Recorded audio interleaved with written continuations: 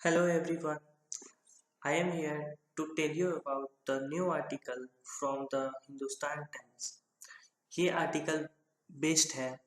कि voting system को compulsory क्यों नहीं किया जाता है इंडिया में। और ये आर्टिकल जो है वो 10 जुलाई को हिंदुस्तान टाइम्स में निकला हुआ था। ये बहुत ही एक यूनिक सा क्वेश्चन है जो कि सारे लोग लगभग पूछते रहते हैं कि वोटिंग सिस्टम को कंपलसरी कर देना चाहिए, सब किसी को वोटिंग के लिए अलाउड कर देना चाहिए, ये ड्यूटी बना देना चाहिए कि अगर सब कोई वोट दे तो शायद अच्छे रिजल्ट आते हैं। और इसी के चलते, इसी सोच के चलते एक पिटीशन फाइल किया गया था सत्य प्रकाश नाम के आदमी के द्वारा 2015 में,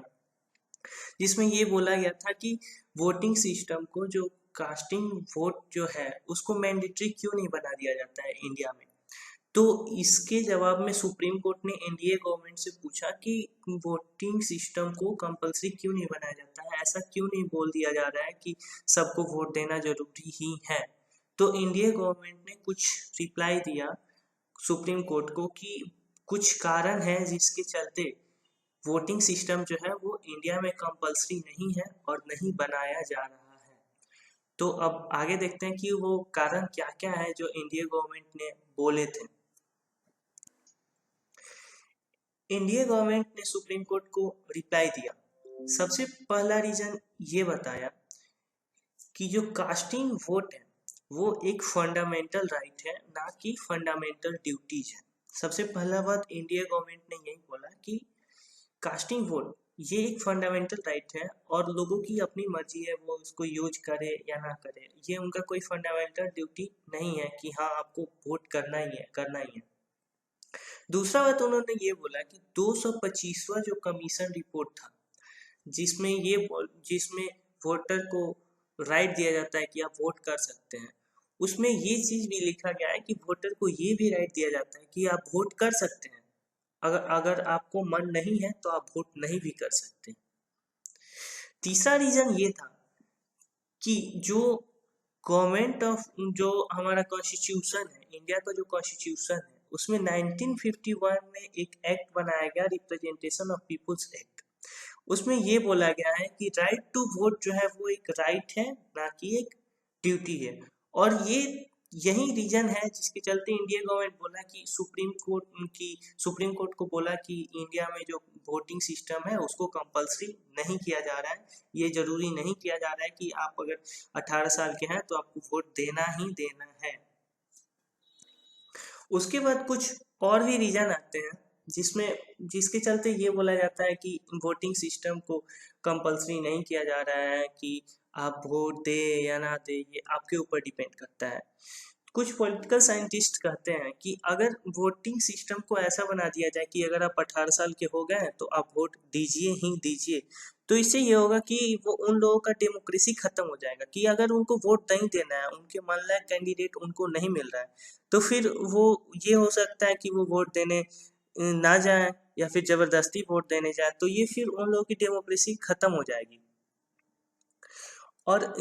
ऐसा माना जाता है कि अगर वोटिंग को कंपलसरी कर दिया जाता है कि आपको वोट देना ही देना है, तो इलेक्शन के जो रिजल्ट आते हैं वो इम्प्रूव हो जाएंगे और अच्छे रिजल्ट आने लगेंगे, ज़्यादा परसेंटेज ऑफ वोटिंग होने लगेंगे, अच्छे अच्छे कैंडिडेट जीतेंगे। लेकिन प्रैक्टिकली में जो रिजल्ट है वो बहुत ही डिफरेंट है। यहाँ पे देखिए लिखा गया है ऑस्ट्रेलियन डंकी वोटिंग। ऑस्ट्रेलिया में ये हुआ था कि जब वहाँ पे वोटिंग को कंपलसरी किया गया कि सब किसी को वोट देना ही है, जो भी मतलब लीगल एज के अंदर आते हैं कि आप वोट कर सकते हैं तो आपको वोट देना ही देना है, वहाँ की ऑस्ट्रेलियन गवर्नमेंट ने ये बोल दिया। तो फिर वहाँ पे ऐसा हुआ कि लोग जो वोट देने गए तो उन लोगों ने क्या किया कि जो वोटिंग लिस्ट होता है जिस पे वोट देते हैं लोग, तो उसमें सबसे पहले नंबर पे जो कैंडिडेट था उसी को सारे लोगों ने वोट दे दिया। तो ये फिर गलत हो गया, मतलब लोग जबरदस्ती वोट दिए कि चलो भाई किसी को ना किसी को वोट देना ही है तो किसी को भी वोट देते हैं, बिना जाने समझे किसी को वोट दे के वो चले आए। इसीलिए बोला जाता है कि ऑस्ट्रेलियन डंकी वोटिंग, ये डंकी वोटिंग जो है वो कॉन्सेप्ट ऑस्ट्रेलिया के नोशन से लिया गया है। फिर आगे ये देखा जाता है कि जहाँ पे वोटिंग कंपलसरी है और जहाँ पे वोटिंग कंपलसरी नहीं है, वहाँ के वोटिंग में कुछ ज़्यादा डिफरेंस नहीं होता है, 7.37% का ही डिफरेंस आता है। और ये गारंटी नहीं होता, यहाँ पे देखिए लिखा गया है does not guarantee a good result. ये जरूरी नहीं है कि जो कंपल्सरी वोटिंग वाले कंट्रीज है वहाँ पे जो लोग वोट दे रहे हैं उनका रिजल्ट अच्छा ही आएगा, क्योंकि ये अभी जैसे ऑस्ट्रेलिया में डंकी वोटिंग का कॉन्सेप्ट है, तो अगर वैसे ही होने लगे तो फिर सोच लीजिए कोई भी जीत जाएगा, जो पहले नंबर पे आ गया जिसका नाम, वो जीत जाएगा। और इंडिया में वोटिंग कंपलसरी इसलिए भी नहीं किया जाता है क्योंकि अगर यहाँ पे वोटिंग कंपलसरी कर दिया जाए तो फिर ये हो सकता है कि ज़्यादा नंबर ऑफ वोट्स खरीदे जाने लगेंगे कि यार ये तुमको तो अब वोट देना ही है तो चलो हमको ही दे दो, पैसा लो इतना दे दो, जो कि इंडिया में ये हुआ था कि पैसे लेते हैं वोट देते हैं। उसके बाद एक रीज़न ये है कि सबसे पहला बात, बड़ा बात, कि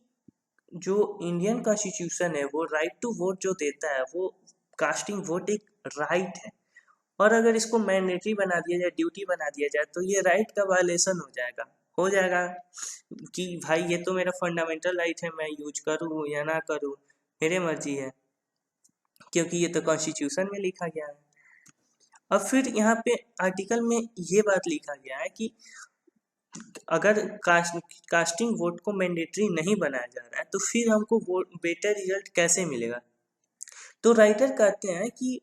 वोटिंग को कंपलसरी बनाने से अच्छा है कि आप टेक्नोलॉजी का ज़्यादा से ज़्यादा यूज करें, लोगों को ज़्यादा से ज़्यादा टेक्नोलॉजी के बारे में बताएं और टेक्नोलॉजी से जुड़ के लोगों को जागरूक करें कि वो लोग आके आपको वोट दें। और इससे क्या होगा कि पार्टिसिपेशन जो है लोगों का वो पॉलिटिक्स में ज़्यादा होगा और इससे अच्छे रिजल्ट आएंगे। तो ये था कि ये आर्टिकल जो था वो बेसिकली बेस्ड था कि क्यों ना बनाया जा रहा है मैंडेटरी इंडिया में कास्टिंग वोट को। और ये यूपीएससी में भी क्वेश्चन आ सकता है क्योंकि ये आर्टिकल निकल चुका है, तो ये क्वेश्चन तो आएगा ही, और ये काफ़ी चर्चित क्वेश्चन है, तो आप इसको ध्यान से देखिएगा और आप पढ़ भी सकते हैं 10 जुलाई के हिंदुस्तान टाइम्स में। Thank you. अगर अच्छा लगा तो सब्सक्राइब कर दीजिए और लाइक कर दीजिए। Thank you.